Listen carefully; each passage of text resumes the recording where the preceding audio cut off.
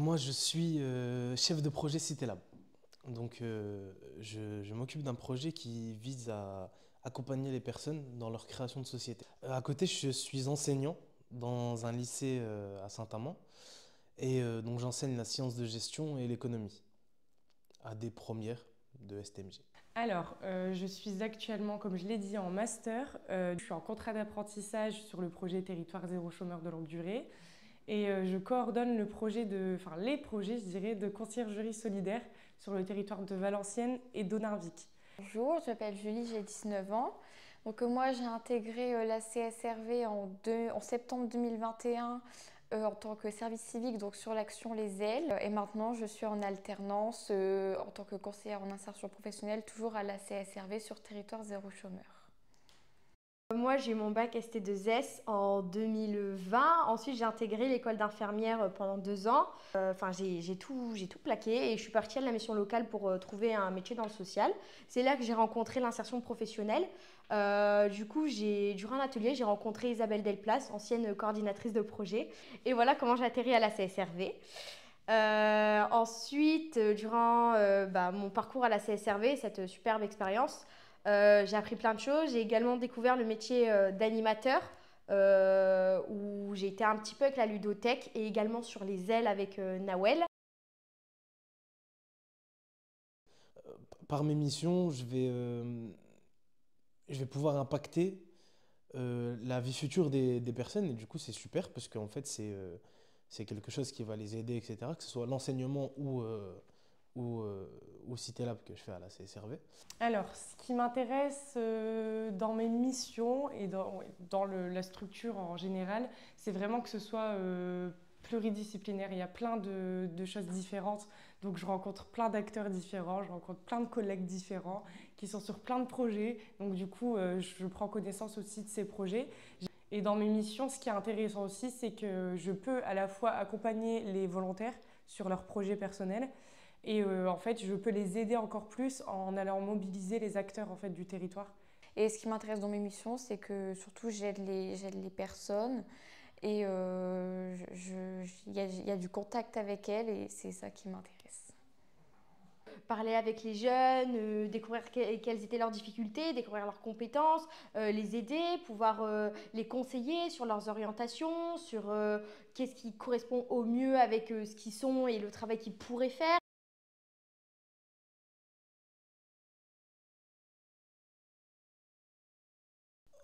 Moi, je pense pas, parce que déjà, personnellement, je pense pas être paresseux. J'ai toujours travaillé à côté de mes études.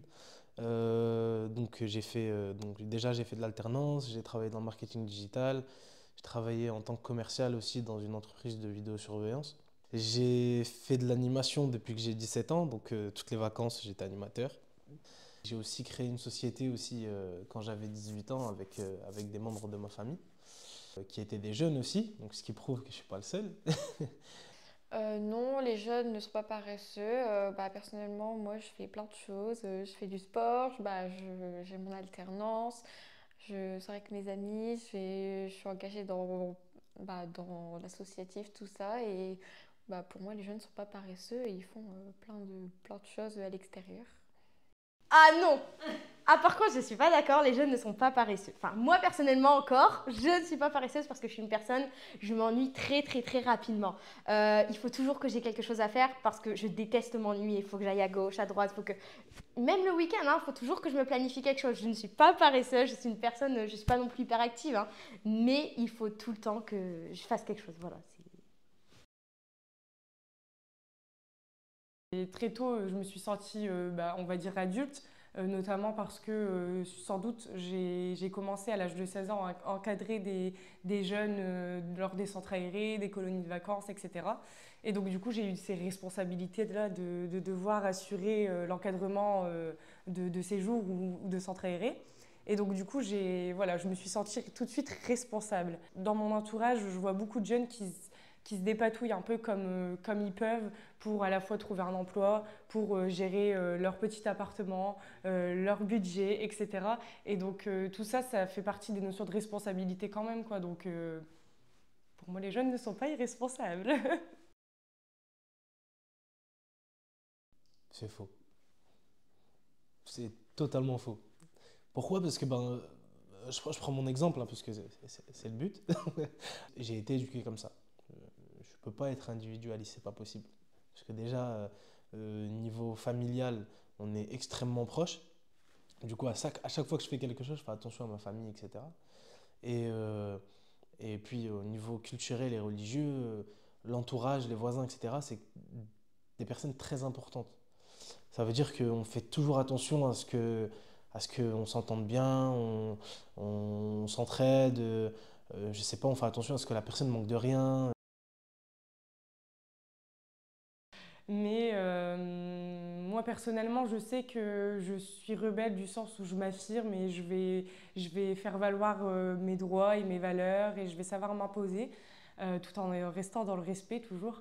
Mais c'est vrai qu'aujourd'hui, les jeunes ont peut-être plus de facilité à s'affirmer qu'avant. Et je trouve que c'est important aussi finalement. Non, je ne suis pas d'accord. Déjà parce que moi, ça m'intéresse. J'étais engagée l'année dernière à Lille dans une association qui s'appelle le Ch'ti Panier qui distribue des paniers de nourriture gratuitement aux étudiants.